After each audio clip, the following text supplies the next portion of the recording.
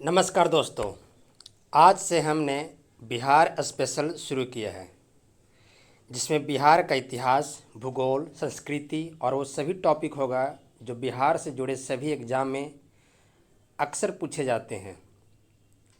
वो एग्ज़ाम चाहे बीपीएससी हो, बिहार एसआई, बिहार एसएससी या अन्य।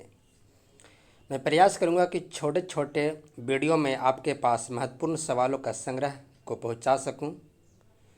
आपसे उम्मीद होगी कि आप वीडियो को पूरा देखें और अपने दोस्तों के साथ वीडियो को शेयर करें, जिससे ज़्यादा से ज़्यादा लोगों तक पहुंच सके।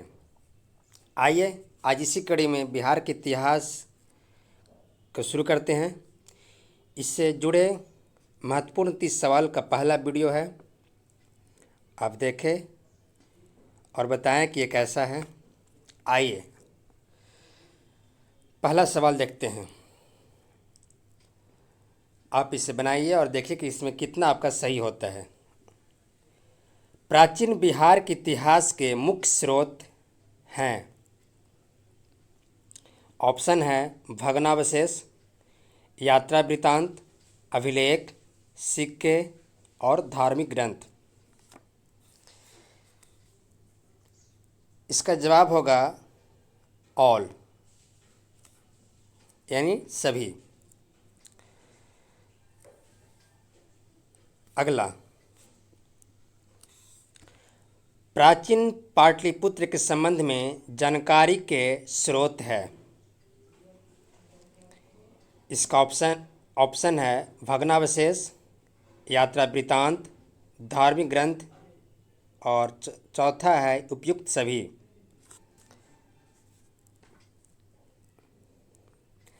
इसका आंसर होगा डी। अगला, बिहार में मौर्यकालीन अभिलेख प्राप्त हुए हैं।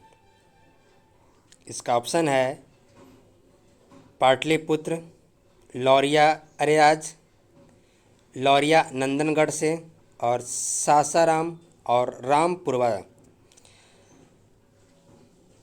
पांचवा ऑप्शन है, छठा ऑप्शन है एबव ऑल, यानी सभी। इसका जवाब होगा एफ, यानी सभी। यानी बिहार में मौर्यकालीन अभिलेख प्राप्त हुए हैं पाटलिपुत्र से, लौरिया अरेराज से, लौरिया नंदनगढ़ से, सासाराम और रामपुरवा से। अगला, यानी चौथा सवाल, बिहार से प्राप्त मौर्यकालीन अभिलेख की लिपि है। बिहार से प्राप्त मौर्यकालीन अभिलेख की कौन सी लिपि है? इसका ऑप्शन है खरोष्ठी, अरामाइक और ब्राह्मी लिपि। इसका जवाब है सी, यानी ब्राह्मणी लिपि। अगला, बिहार पर गढ़वालों के आधिपत्य का प्रमाण मिलता है। बिहार पर गढ़वालों के आधिपत्य का प्रमाण मिलता है। इसका ऑप्शन है मनेर ताम्रपत्र, मुंगेर ताम्रपत्र और धर्मस्वामिन के वृत्तांत से। इसका जवाब है मनेर ताम्रपत्र, यानी ऑप्शन ए। इसका जवाब है मनेर ताम्रपत्र। अगला, बिहार के किस तुर्क राजवंश के अभिलेख प्राप्त हुए हैं? बिहार के किस तुर्क राजवंश के अभिलेख प्राप्त हुए हैं? इसका ऑप्शन है ममलुक वंश, खिलजी वंश और तुगलक वंश। इसका जवाब है सी, यानी तुगलक वंश। अगला, बिहार आने वाले महत्वपूर्ण चीनी यात्री का नाम है। इसका ऑप्शन है फाहियान, युआन च्वांग और इत्सिंग। 7वां क्वेश्चन है, बिहार आने वाले चीनी यात्री कौन थे? ऑप्शन है फाहियान, युआन च्वांग और इत्सिंग। इसका जवाब है डी यानी सभी। बिहार आने वाले महत्वपूर्ण चीनी यात्री थे फाहियान, इत्सिंग और युआन च्वांग, यानी ऑप्शन डी। अगला, मुगल काल में बिहार आने वाले प्रथम विदेशी यात्री कौन थे? मुगल काल में बिहार आने वाले प्रथम विदेशी यात्री कौन थे? इसका ऑप्शन है मुल्ला तकिया, अब्दुल लतीफ़, मोहम्मद सदीक और मुल्ला बहवहानी। इसका जवाब है मुल्ला तकिया, यानी ऑप्शन ए। अगला, मिर्तुल अहवाल किसकी रचना है? सवाल है, मिर्तुल अहवाल किसकी रचना है? इसका ऑप्शन है मुल्ला तकिया, मिर्जा नाथन और मुल्ला बहवहानी। इसका जवाब है मुल्ला बहवहानी, यानी ऑप्शन सी। अब इसका अगला सवाल है कि मुल्ला बहवहानी कहाँ के रहने वाले थे? ये ईरान के रहने वाले थे। अगला, मध्यकालीन मिथिला के इतिहास के स्रोत हैं।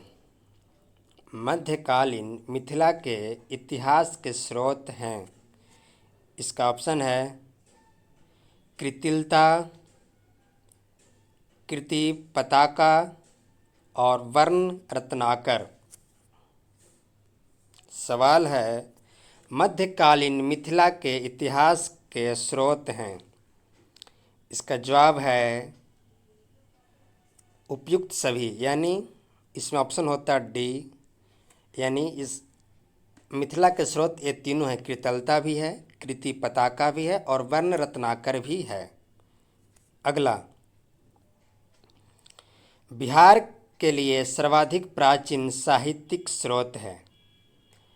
बिहार के लिए सर्वाधिक प्राचीन साहित्यिक स्रोत है।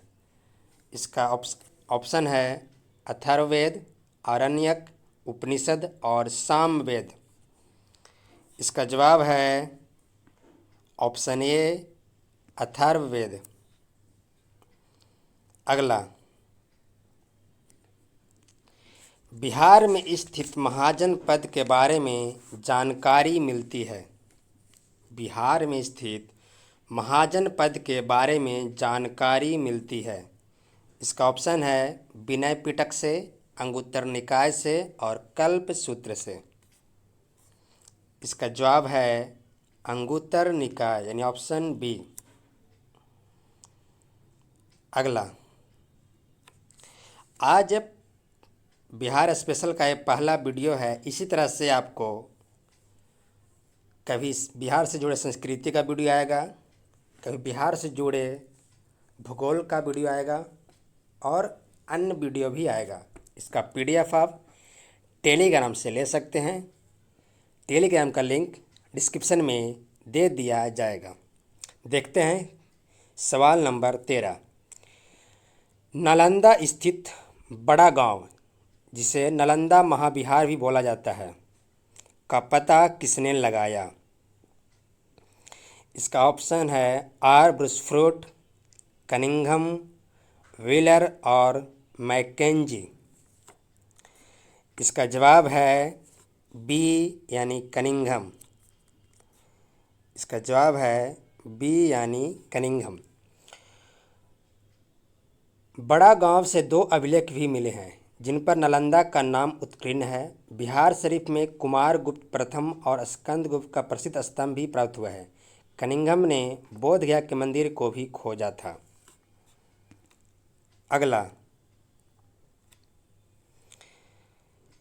बिहार से प्राप्त द्विभाषी अभिलेख किस मध्यकालीन शासक से संबंधित है? सवाल है, बिहार से प्राप्त पहला द्विभाषी अभिलेख किस मध्यकालीन शासक से संबंधित है यानी जुड़ा हुआ है? इसका ऑप्शन है बाबर, शेरशाह, अकबर और शाहजहां। इसका जवाब है ऑप्शन बी, शेरशाह। अगला, पहला मुगल शासक जिसके अभिलेख बिहार से मिले हैं। पहला मुगल शासक जिसके अभिलेख बिहार में मिले हैं। इसका ऑप्शन है ए बाबर, बी हुमायूं, सी अकबर और डी जहांगीर। इसका जवाब है सी अकबर। अगला, बिहार में पूर्व ऐतिहासिक काल का आरंभ होता है। बिहार में पूर्व ऐतिहासिक काल का आरंभ होता है अनुमानतः 1,00,000 ईसा पूर्व, 50,000 ईसा पूर्व, 40,000 ईसा पूर्व और 25,000 ईसा पूर्व। इसका जवाब है सी, 40,000 ईसा पूर्व लगभग। इसका जवाब है ऑप्शन सी, 40,000 ईसा पूर्व लगभग। अगला, बिहार में आदि मानव के निवास के आरंभिक साक्ष्य कहाँ से प्राप्त हुए हैं? बिहार में आदि मानव के निवास के आरंभिक साक्ष्य कहाँ से मिले हैं? इसका ऑप्शन है चंपारण व मुजफ्फरपुर से, मुंगेर व नालंदा से, गया एवं टेहरी से। इसका जवाब है ऑप्शन बी, मुंगेर एवं नालंदा से। अगला, बिहार में मध्यवर्ती प्रस्तर युग के साक्ष्य मिले हैं। बिहार में मध्यवर्ती प्रस्तर युग के साक्ष्य मिले हैं। ऑप्शन है चिरांद से, पटना से, मुंगेर से और चेचर से। इसका जवाब बताइए। इसका आंसर है ऑप्शन सी, मुंगेर से। अगला, बिहार सहित पूर्वी भारत में आर्यों का आगमन हुआ था। बिहार सहित पूर्वी भारत में आर्यों का आगमन किस काल में हुआ था? ऑप्शन है ऋग्वैदिक काल, महाजनपद काल और उत्तर वैदिक काल। इसका जवाब है सी ऑप्शन यानी उत्तर वैदिक काल। अगला,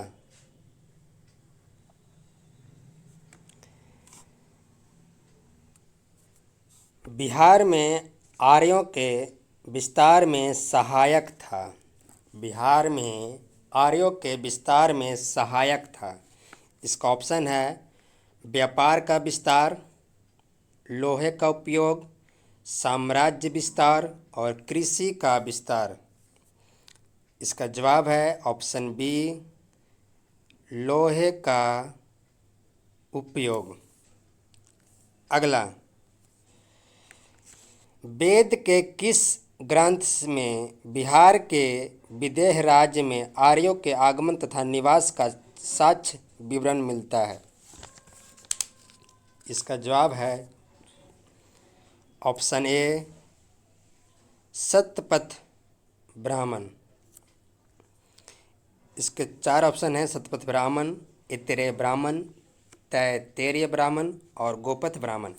इसका जवाब है ऑप्शन ए, सतपथ ब्राह्मण। अगला, बिहार में उपनिषद काल में ब्राह्मण धर्म तथा ज्ञान का महान केंद्र था। सवाल है, बिहार में उपनिषद काल में ब्राह्मण धर्म तथा ज्ञान का महान केंद्र था। ऑप्शन है अंग, लिच्छवी, विदेह और मगध।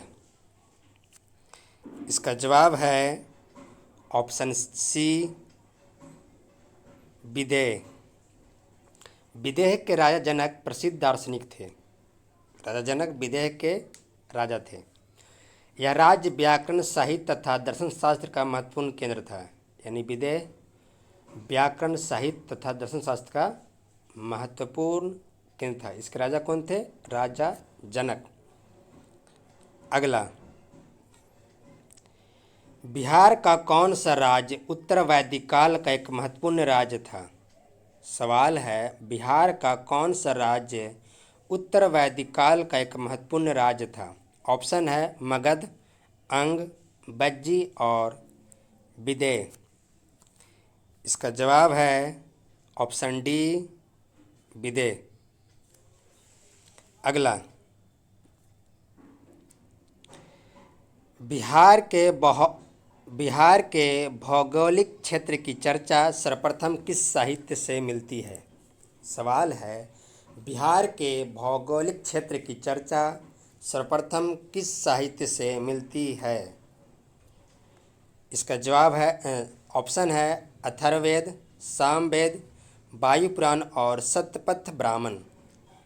इसका जवाब है ऑप्शन डी, सत्यपथ ब्राह्मण। अगला, महाजनपद से सवाल है। कितने महाजनपद वर्तमान में बिहार में स्थित है? कितने महाजनपद बिहार में वर्तमान में स्थित है? ऑप्शन है 2, 3, 4 और 5।